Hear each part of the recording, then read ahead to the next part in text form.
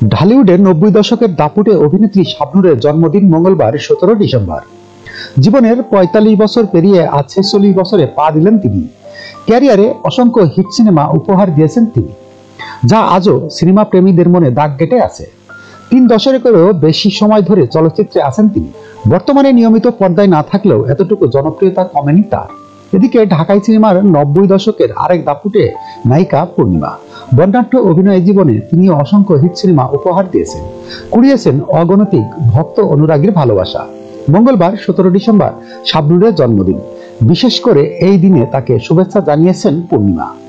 সামাজিক যোগাযোগ মাধ্যমে তিনি লিখেছেন, শুভ জন্মদিন বাংলাদেশের সেরা অভিনেত্রী। আপনার অবিশ্বাস্য প্রতিভা, উৎসর্জন এবং অনুপ্রেরণাদায়ক কর্মক্ষমতা লাখ লাখ মানুষের জন্য আনন্দ ও গর্ব বয়ে নিয়ে আসছে। সুখী থাকুন এবং উজ্জ্বল থাকুন।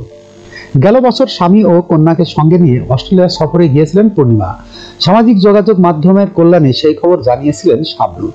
পরে পূর্ণিমাকে খুঁজে বের করে শাবনূর তার বাসায় আমন্ত্রণ জানান। এরপর পূর্ণিমা তার বাসায় যান এবং নিজের ফেসবুক পেজ থেকে শাবনূরের সঙ্গে লাইভে আসেন। অনেকের মনে ধারণা, ঢালিউডের নিজেদের রাজত্ব বহালের প্রতিযোগিতা থেকে শাবনূর পূর্ণিমার দ্বন্দ্ব। গুঞ্জনের জল ঢেলে দেন এই দুই তারকা।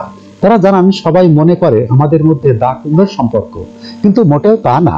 পূর্ণিমা বলেন, আমাদের দুজনের সম্পর্ক ফুলের পাপড়ির মতো। শাবনূর আপা অভিনয়ের প্রতিষ্ঠান, আমাদের সবার অনুপ্রেরণা। যখন ইন্ডাস্ট্রিতে প্রথম এসেছি, নির্মাতারা শাবনূর আপার উদাহরণ দিয়ে সেভাবে কাজ করতে চাইতেন, কিন্তু আমরা আপার ধারে কাছেও ছিলাম না।